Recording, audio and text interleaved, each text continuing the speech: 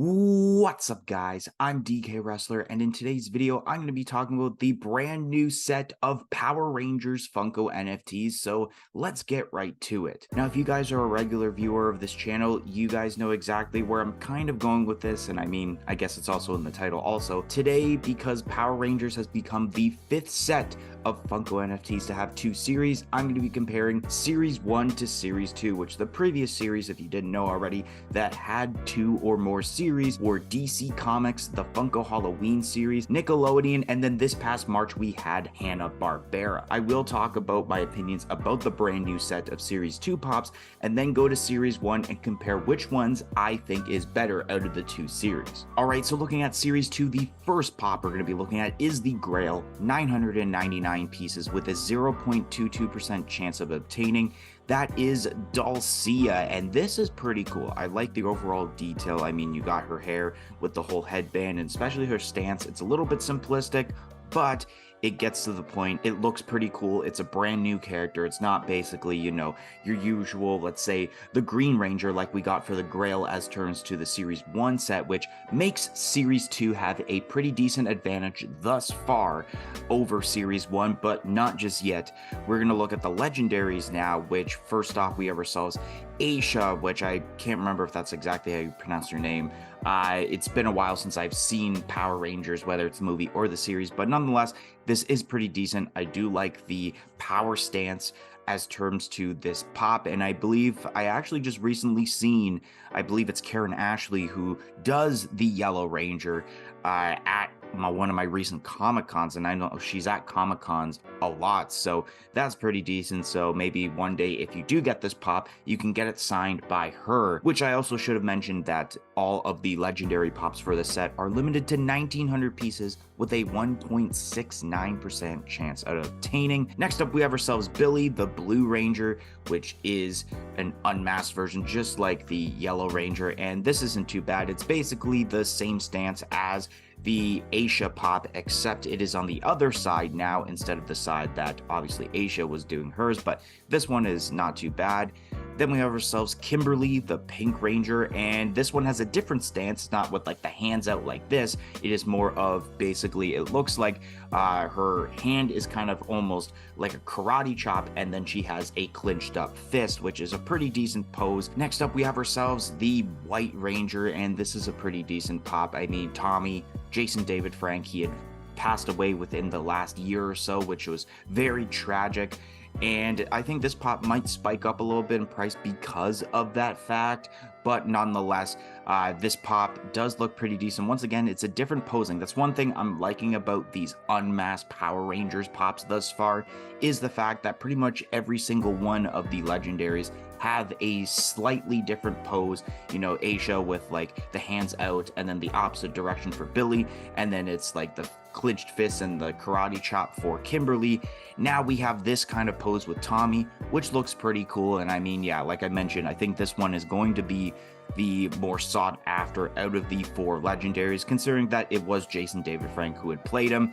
I don't think, even though I just said like it might spike up because of his unfortunate passing, but it might not, because it has been quite a while since that now. And last but not least, we have ourselves the royalty. That is Freddie Funko as Ivan Ooze, limited to 2400 pieces.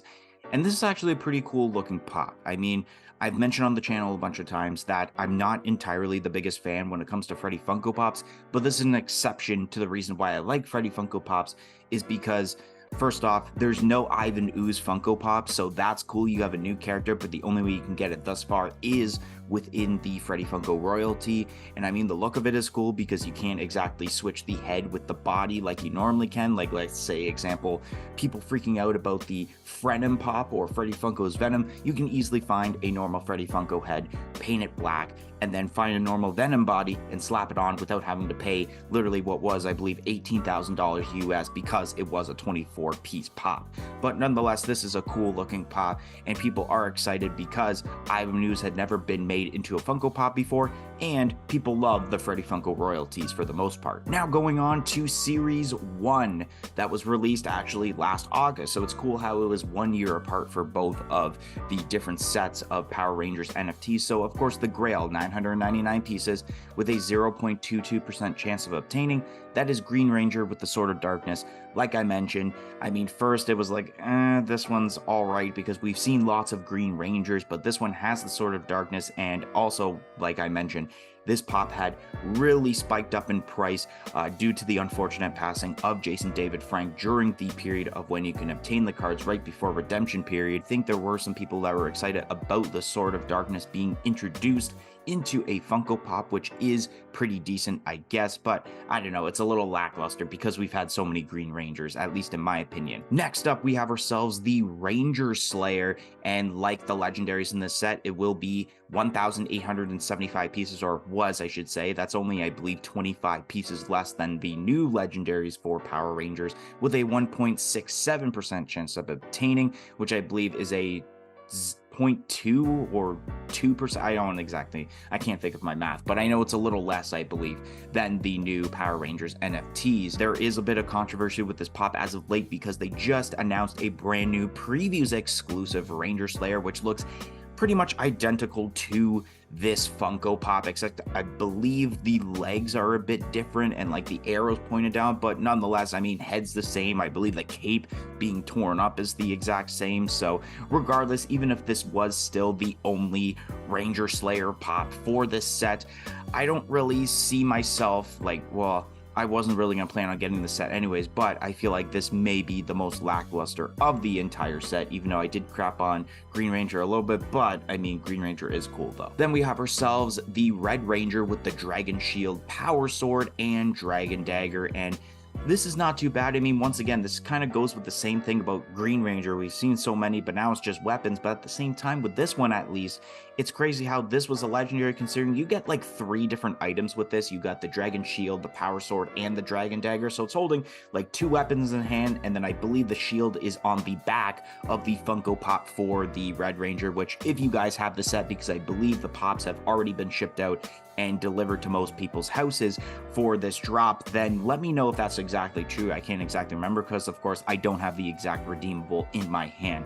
But this is a pretty sweet pop for the sake that it has multiple weapons in it, unlike the previous Power Rangers Red Ranger pops. Then we have ourselves Scorpina, and this is pretty cool. Once again, I love when they do the Funko NFTs and they introduce characters that weren't previously made into Funko Pop form before, at least from my memory serves me correct. I think they haven't made a Funko Pop, but I could be wrong though. This is pretty decent, and I wonder, I'm pretty sure it does have a weapon in her hand, which is cool. Then we got ourselves what I believe may have been everyone's favorite pop as terms to this Series 1 set. That is, of course, Zordon. This is pretty cool. I mean, everybody knows who Zordon is, and it was a little bit weird at first to see this pop not a 6-inch figure because it's such a massive, like, it's a character, but like, it's not even like really human besides the head inside of the little tube thing. So I think that they should have made it a 6-inch, so that's a little bit bigger than obviously the regular 4-inch pops. But of course, because the NFTs, at least thus far, have only made 4-inch pops, it had to be a 4-inch pop. But nonetheless, I mean, I think this was kind of one of those things where it's like trying to grab you to buy these NFT pops. So I mean, Zordon is a perfect example of a character that people have been wanting for a long time in Funko Pop form, and now they have it here with the NFTs. So that was a huge, like, oh my god, I need to get the cards for this set. And then last but not least, for Series 1, we have ourselves the Royalty. That's Freddy Funko Megazord, limited to 2,400 pieces, which I believe was the same thing as the new Freddy Funko for Power Rangers. And this thing looks wicked. I love the whole detail of obviously not only it being Megazord, of course, but they made Freddy Funko's head be like a box shape instead of just like the normal like human jawline shape, which is pretty cool because obviously Megazord is a robot, so they had to make Freddy Funko basically a robot. So that's pretty cool that they did that with this. And now, of course, like usual with these videos, I have to decide which set I like better. Do I like Series 1 or do I like Series 2? And I feel like with a lot of people, not gonna lie, I think I'm gonna have to go with Series 1 on this set. I feel like there's a lot more that people would want as terms to Series 1 than Series 2, and I think think the fact that Series 1 is based off of the TV series rather than the Series 2, which is based off of the movie, is also another driving point, because people do refer to the TV series as being the best of Power Rangers. This is a really decent set. You got a Green Ranger with a Sword of Darkness, which is alright, but nonetheless, it's still cool. Ranger Slayer may be the weakest, but then you got yourself a Red Ranger with like 3 weapons, which is a little bit bang for your buck, especially for a legendary, which this could have been the Grail because it has multiple weapons. Scorpina, which is brand new, especially Zordon being a pop that like people really wanted, so that was like a huge driving point to get that. So Zordon may actually be, in my opinion, out of the 2 series, the best pop out of them, so that's pretty sweet. And then the Freddy Funko Megazord was done very, very well, while with Series 2 is a bit lackluster, because although you do have a really cool Freddy Funko, like right here with Freddy Funko's Ivan Ooze with a cool mold, and especially basing off a character that still is yet to get a Funko Pop, or at least in my mind, I think he doesn't have a Funko Pop. And then you have a new character in Dulcia, which is cool, but other than that, the legendaries are just unmasked versions of the Power Rangers, which I believe we've had a couple of variants of them for the normal TV series. So why did they have to make ones for the movie realistically?